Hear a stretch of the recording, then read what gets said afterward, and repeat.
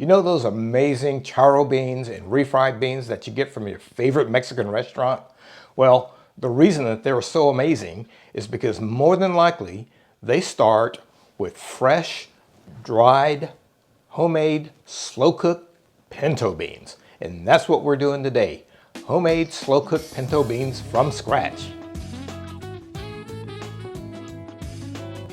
Hey guys, thanks for joining us. If this is your first time tuning in, let us know you're out there by giving us a big thumbs up below and then hit that subscribe button to make sure you never miss a video. Now, let's start cooking.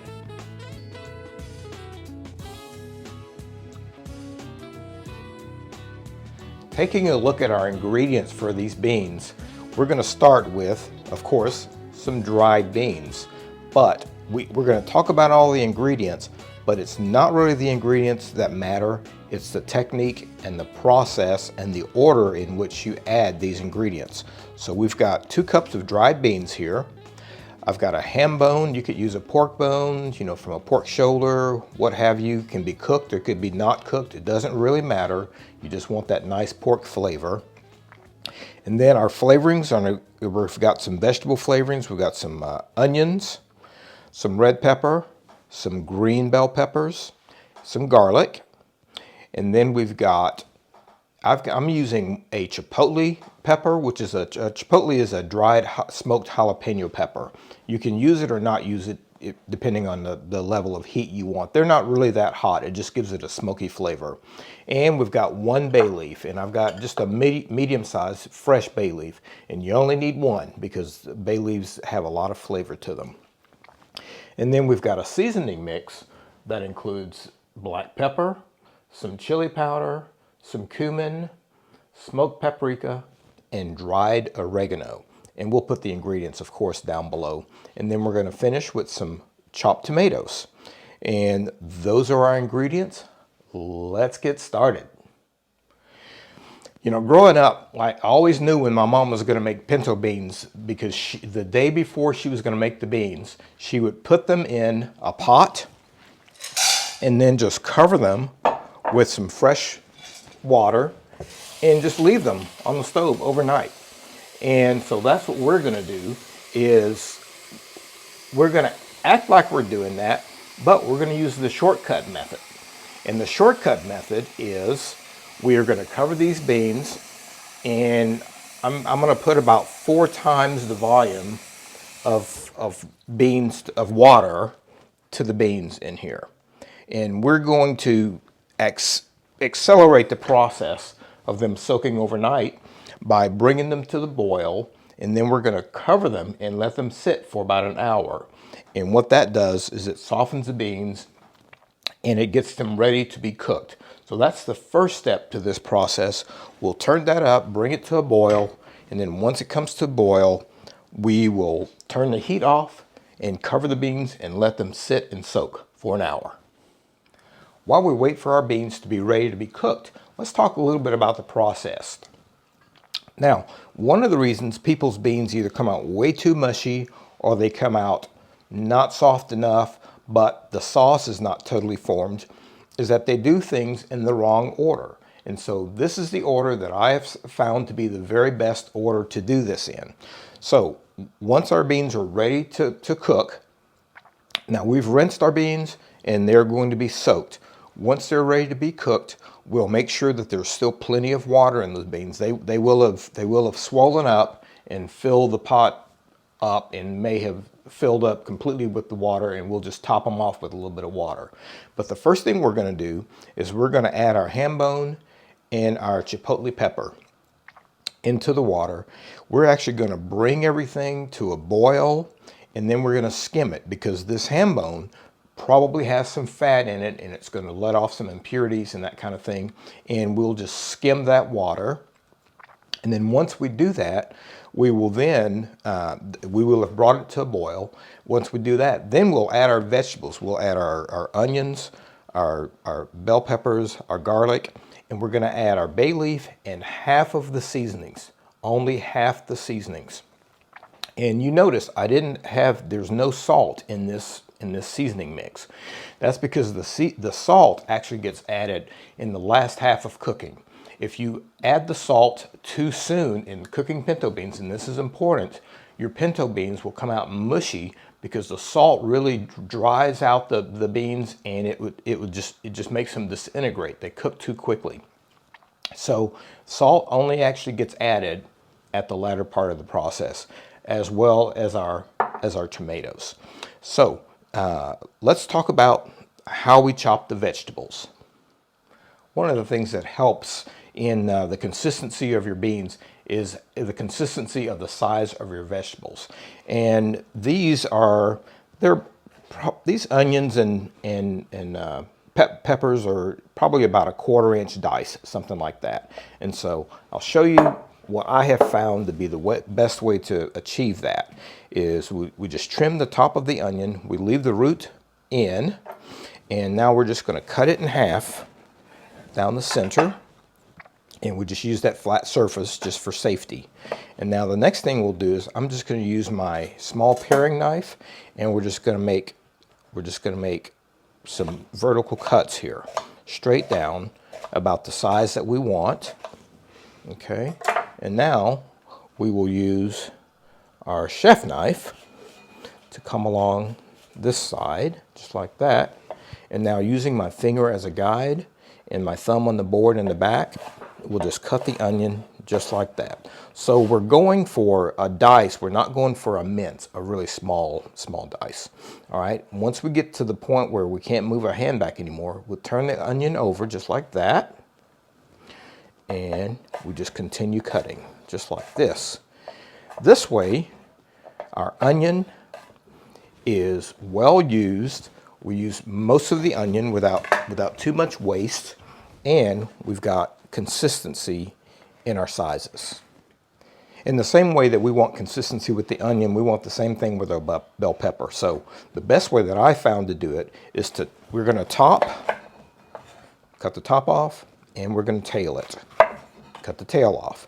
And now we'll just bring our knife this way, and we cut right through the membrane of the bell pepper, and we toss the seed away. And now we only need half a bell pepper, so we'll use those 2 halves, and we'll reserve the other pieces. And now the best way I found to do this is with your bell pepper skin down on your board, is to come down and just start chopping. Basically, these are called bâtonnets, or little small batons. And once you cut your small baton, now you can just do your dice. In this way, you get consistent size in your bell peppers as well as your onions. So next, let's talk about our garlic. So for this, you can certainly use your garlic press, but when I'm making beans, and these are going to be slow cooked, I don't want the garlic to absolutely disintegrate, and we want to have some surface area for our garlic, and because that flavor will just last longer, and it's just not cooked away into oblivion. So what I like to do is just peel the garlic, and we're actually going to mince this by hand. And probably the easiest way to do that is cut the garlic in half, long ways. And now we do kind of the same process as we did with the onions. We'll just come down one direction like this. And now, you can either use your paring knife and do it that way, or you can come and you can do the same thing with your chef knife. We'll just do our long cuts this way, and just note that we've left the root of the garlic on so it doesn't come apart. And now we've got our chef knife, and just using my finger as a guide here, my finger is bent. This is important. And now we can just guide our knife by moving our left hand back, and everything is safe. And that's the way we do our garlic. Our beans have come to a boil, and already they've increased in size. The pot's not full, the beans have just floated to the top, but that's what we want. Now we're just going to turn them off and leave them for an hour to soak, and we'll come back in an hour and see what we have. Our beans have soaked, and now we're not going to drain them. We're just going to leave that same water. But as you can see, the beans have literally tripled in size now. And so now what we'll do is I've got this over high heat, and we're going to add our hambone and our chipotle pepper. And what we'll do is bring this to the boil. Once it starts boiling, it will probably, because of the hambone, we've got a little fat on that hambone, it's probably going to release, some impurities and whatnot. We will skim the pot, and at that point, we will turn it down to a simmer, add all of our vegetables, and we will cover it partially and simmer it for about an hour. Okay, we have come to the boil, and now we're just going to turn it down to a simmer. There are not very many impurities in this. I guess the hambone was pretty well trimmed. So, and you can just see, look at that. That's flavor. You're just looking at flavor developing right there. All right, so that is where we want the process to be. And now what we'll do is add all of our vegetables, as well as our bay leaf. And we're going to add, here's our bay leaf. And we're going to add about half of the seasonings. And again, we haven't put any salt in this at all, and we won't put any salt in this until close to the end. So we're just going to add about half of our seasoning mix into there. Get that nice and stirred in. And I know it looks like there's a lot of vegetables in here, but they will more than likely disintegrate and just meld into the whole thing and just create some unbelievable flavor. So there we have it. And now we just cover it partially and we'll let it simmer for about an hour. We have been simmering for about an hour, and so let's give it a check. Wonderful. Look at the color. That is what's special about this, is that you can just tell that it's no longer just water. That is just lots of flavor in there. And at this point, I think I'll just give it a taste, because you want to just, there's no hard and fast rules on the time. Just there's lots of factors that determine whether the beans are done or not. And so we are just going to check. Okay, that one's still got a little bit of crisp to it. And let's see here. Let's check farther down in the pot. Yeah, these still have a little bit of crisp. So we're going to probably go for another, 30 minutes to an hour. But let's taste for seasoning, because at this point is when we're going to add our salt and our tomatoes. The beans are just about there. They really are. So now I'm just going to add a little bit of our spice mix, because we already have, I can tell there's quite a bit of nice spice in these beans. But now we need to add salt to it, because we didn't add salt before. So we'll add a little bit of salt. And at this point, we'll throw in our tomatoes, or at least some of our tomatoes. We'll keep some of them for garnish. But that is fantastic. And this is great because now that, the tomatoes will break down in here and impart some of the acid from the tomatoes. And that bay leaf, of course, we'll take that out when we get ready to serve these. But now let's take just another, we've added salt and a little bit more of the spice. So I just want to give another little taste and see where we are. Okay, good. We've got plenty of spice. I'm just gonna add a little bit more of the salt, and I think we will be there. And I'm adding fine sea salt. You could add some coarse kosher salt at this point, because it's still got another 15 minutes or so to cook, and that would be fine. So let's just taste the broth, see where we are. Oh, it's really, really great. We're gonna let it cook for about another 15 minutes. Then we'll check it, adjust our seasonings, and I think we'll be ready. Our beans have been cooking for another 15 minutes or so, and you can just look at that juice and see where we are.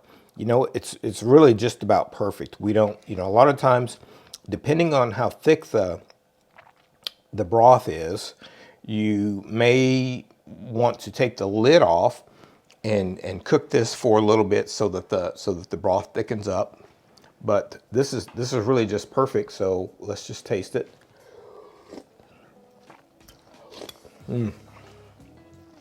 We are absolutely there. It is just fantastic.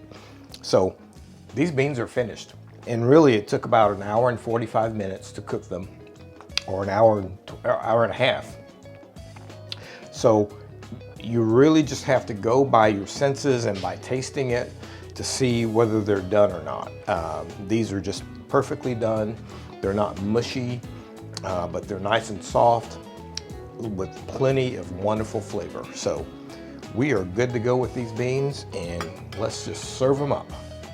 We've added a little bit of the diced tomatoes on top there, and just a little bit of cilantro. Let's just give it a taste.